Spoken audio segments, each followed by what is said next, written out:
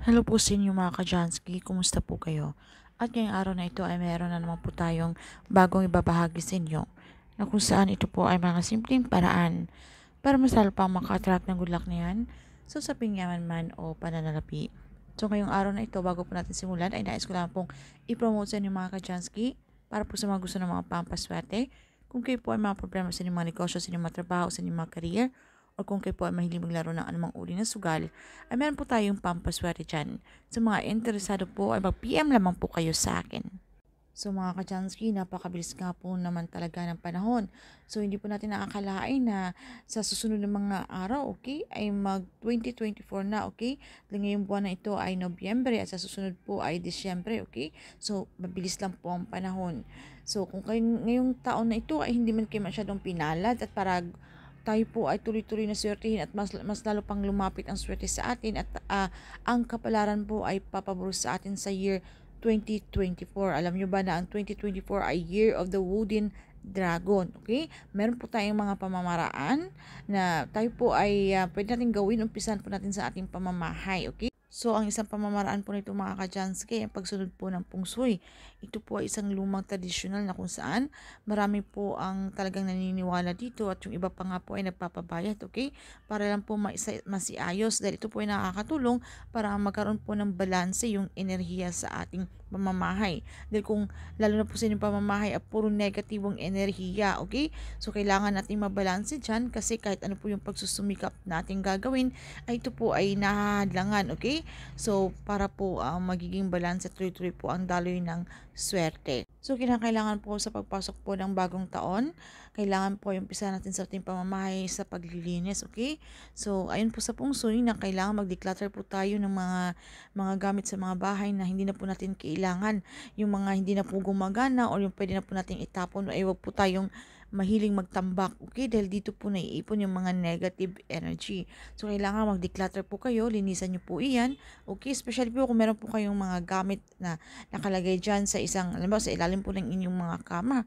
So, dapat po malinis po yan, okay? Kailangan tanggalin nyo po yan, okay? Dapat isa-isahin nyo po at dapat hindi po tayo mahilig pag-ipon, di ba?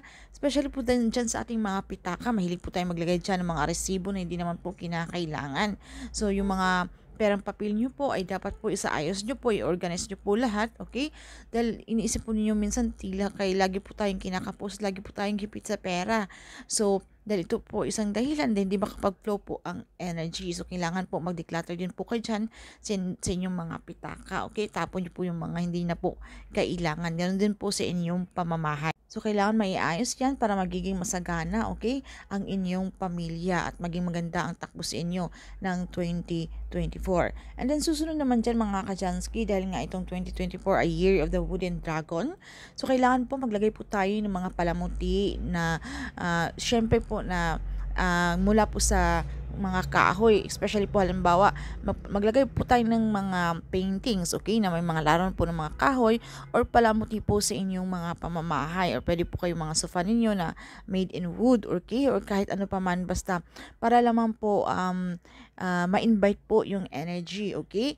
And pwede din po tayo maglagay ng mga halaman, okay, mga swerte mga halaman, mga indoor plants na yan, ilagay nyo lamang po iyan sa inyong mga well spot area sa inyong pamamahay. So, alam nyo ba ang pinakamaswerteng kulay ng Year of the Dragon sa 2024 ay any shades of green, okay? Kahit ano pong kulay ng kulay berry na yan, ito po ay nag-represent ng wood energy at ang green po ay sumisimbolo din po ng pera, okay?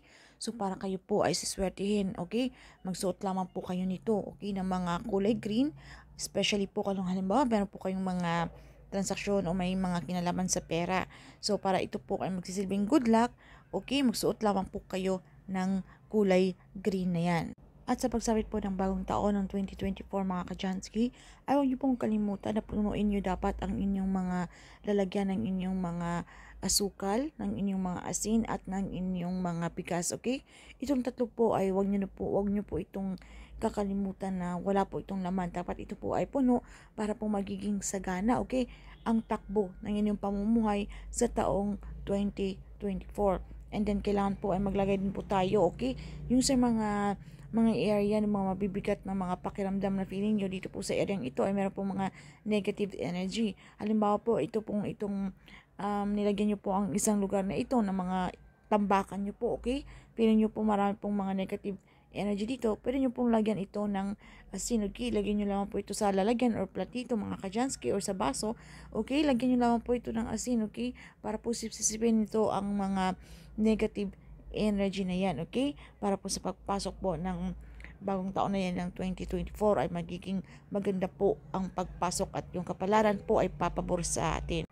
Ang pinaka-importante pa rin dito mga kajansky ay dapat tayo ay maging positibo sa lahat ng bagay. Kung ano man po yung mga problema kinakarap natin sa kasalukuyan, okay, kung tayo man po ay laging kapuskipit sa pananalapi, ay dapat maging positibo tayo na sa pagpasok po ng taong 2024, ay tayo po ay kung ano man yan ay yung mga suliranin natin ay matatapos na at mabibigyan na po ito ng solusyon. Okay, tayo po ay papasukan na po ng sunod-sunod na swerte, okay?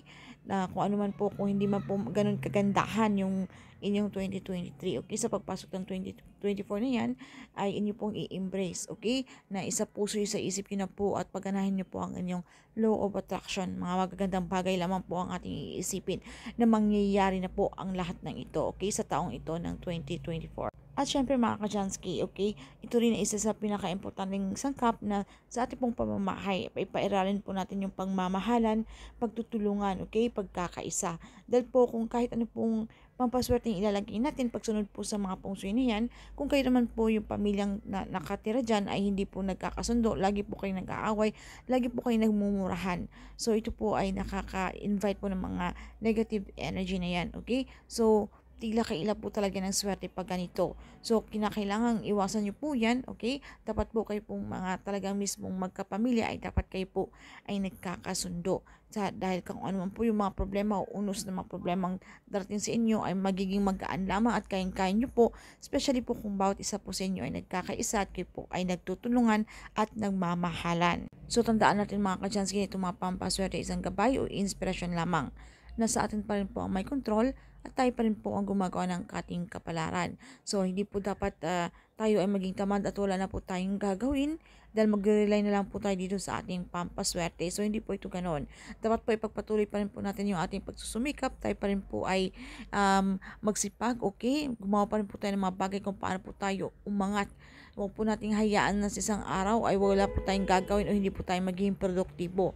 So kung kayo po ay may mga negosyo, so kailangan mag-isip pa rin po kayo ng paraan kung paano pa rin po kayo mas lalo pang umasenso, mas lalo pang dumami, okay, yung inyong mga customer na yan. So huwag niyo pong hayaan na wala po tayong gagawin at ito pong sa pamamagitan ng mga pampaswerte ito po ay makakatulong sa inyo para mas lalo pang lumapit ang swerte na yan. So, yun naman po ng mga kachansky. Maraming salamat sa inyong walang sawang pagsuporta dito sa ating channel. So, I need to say bye now. Keep safe everyone mga kachansky. At kung meron po kayo mga katanungan o hindi man masyadong klaro sa topic na ito, ay paki-comment na lamang po sa ibaba. I need to say bye now. Keep safe everyone. Bye mga kachansky.